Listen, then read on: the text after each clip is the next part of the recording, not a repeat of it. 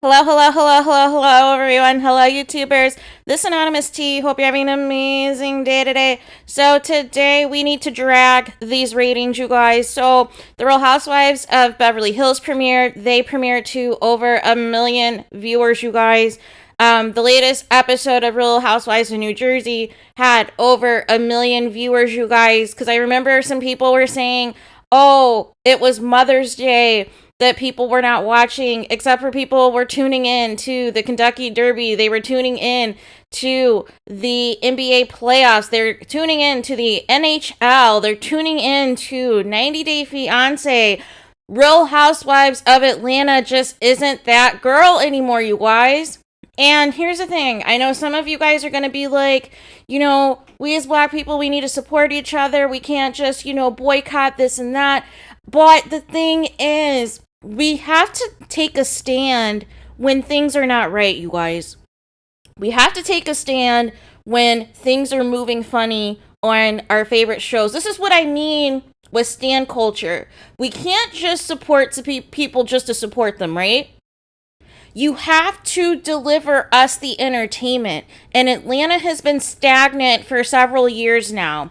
Atlanta went away from the group dynamics. Certain people felt that they were bigger than the show and too big to film with their co-stars outside of cast trips and the finale tapings. So everything seems disjointed and everything is a he said, she said thing where people are just playing, run tell that and gossiping about each other. But we never see it come to a head until, a trip or a finale episode when the group finally is together.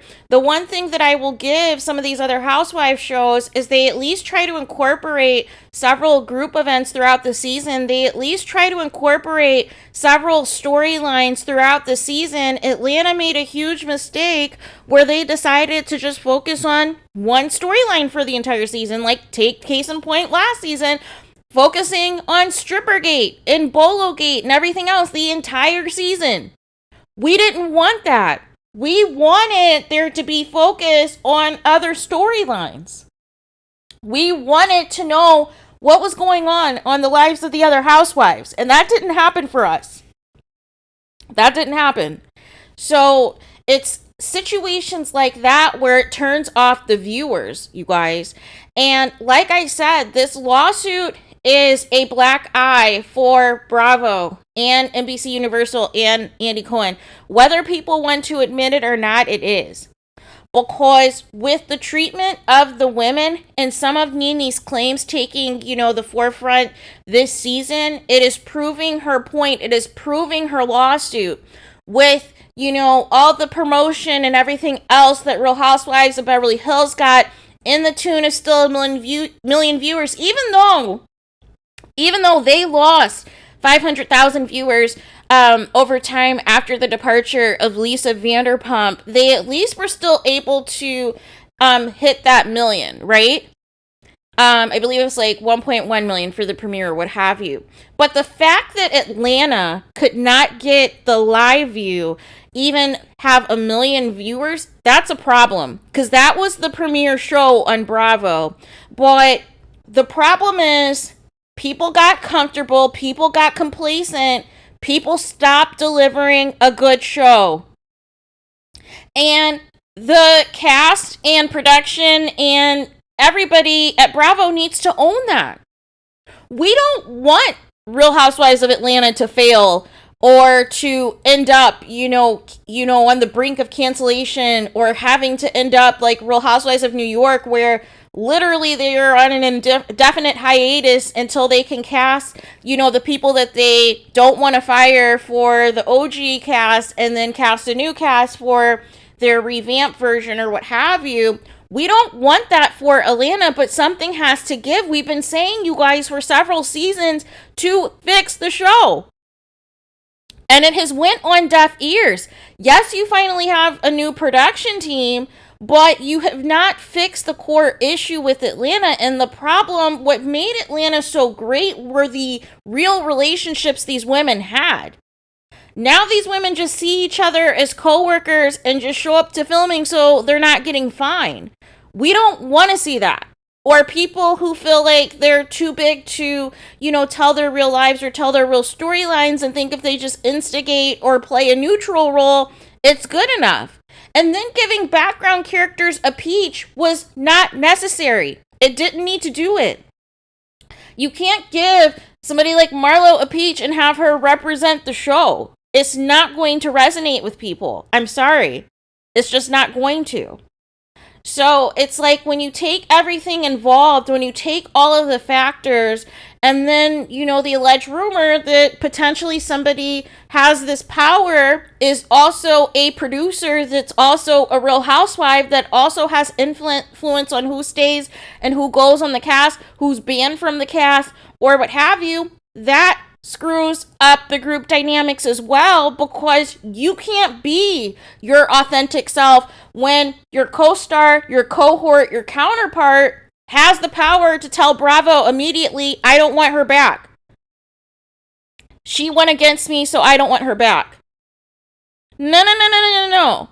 Everybody should be on the same level playing field. And so, as a result of this, some of these vets are going to have to take a pay cut next season, because I don't see the ratings improving too much outside of, like I said, the episode where Sheree films with Apollo and the season finale when Sheree has her fashion show for the joggers to see whether or not Phaedra shows up. But until people get it, until the cast gets it, until Bravo gets it, until Andy Cohen gets it, until NBC Universal gets it, people are going to continue to tune out of Atlanta until they deliver a good show. And that's all it is. We don't want to see failure. But at the same token, something has to give. And the only way we can make our voices heard is to not watch. So that is really what we have, If you're not going to deliver us a good show, why should we tune in? And it's clear you're putting your resources into making, Beverly Hills, New Jersey, and Potomac your premier franchises. And I feel like Potomac surpassed Atlanta a while ago, because the one thing that they have been able to do, at least for the past several seasons, is keep their core OGs together.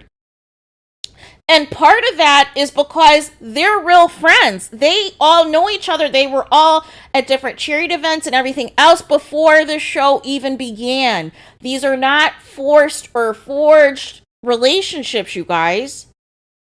So being able to keep that core OG group together is huge. There's no OGs left in Atlanta right now, you guys. But Real Housewives of Beverly Hills still has an OG. Real Housewives of New Jersey still has an OG. Real Housewives, like I said, Potomac has an OG. When you have still an OG to anchor the show, it makes a difference, you guys. Because there's the history, there's the nostalgia. Whether you like or hate that housewife, it brings credibility, it brings validity to the franchise that, hey, this is somebody who's been here since the beginning and, is still trying to navigate the different relationships, the different storylines and this and that. Even though sometimes people get on your nerves or whatever, or you feel certain people aren't bringing it as they should, to completely, X out the OGs and think that that was going to bode well with fans is a huge mistake. All because you didn't want to pay them.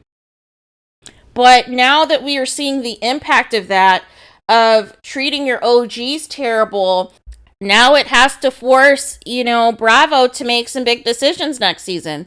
Now this is going to have to force Bravo to bring back some housewives that were no longer on the show previously to make things work. But, this is a fumble for Bravo. This is a fumble for Bravo. And it's also a fumble. It's a reflection as well on the cast that, hey, if you guys aren't going to bring it to us, if you guys aren't going to give us a good show, we're not going to watch. And this is the impact after several seasons of people tuning out. This isn't just isolated to season 14. This has been ongoing, you guys. It's just this is the first season that it's really had the impact that it needed to have, with it finally being under consistently 1 million viewers after 14 seasons, you guys. after being, you know, the premier franchise that Bravo was pushing, that Bravo was using to create all these other spinoffs. But you cannot alienate and blackball your own and expect fans to just deal with it and still tune in. No. You have to make things right with your OGs. You have to make things right with the actual fan faves, or this show is going to tank even further. And that's just the reality, you guys. And we're not asking for a dark show. We're not asking for violence. We're not asking for negativity. There was a light humor. There was a light balance. There was fun shade. There was comedic elements that certain housewives brought to the Atlanta show that's no longer there, you guys. So it doesn't feel organic as a viewer to watch. That's why people have tuned out. Now, if Bravo wants to address this and make real changes next season, that's one thing. But if they continue to ignore this and allow the ratings to get into Real Housewives of New York territory, then it shows that they just didn't care and they wanted this show to sink so that they can prop up other shows. But hopefully, now this will be the wake-up call that, hey, listen to the fans. People still can watch your shows. People still can pull in 1 million viewers at least on your shows if it's a show people want to watch. That should be the takeaway, you guys. That people will tune in if it's a show they want to see. But if they are frustrated, if they are boycotting, if they see through the madness, if they see through the discrimination, if they see through the blatant sabotage and some people mailing it in, they're not going to watch. Because ultimately, at the end of the day, we have the power, you guys. We have the power to make or break your show. And if you take us for granted and you play in our face, we will give you back the same energy and not tune in. And we'll watch something else. So that is what, you know, they need to be thinking about. These execs need to be thinking about. I know some people are going to come in and say, hey, you know, now they're focused in on the live day ratings and, you know, in addition to streaming. No. They still care about those live ratings, you guys, because that also affects advertising. That affects advertising and that affects these housewives' salaries. So you can believe that all you want, but the live ratings as well as the live demographics, which also was higher than Atlanta's, speaks volumes, you guys. Speaks volumes. So let me know what you guys think in the comments. Please do not forget to like, comment, and subscribe. Hit the notification bell so you're notified the moment I post new content on my channel. And with that being said, I'll talk to you guys again very soon.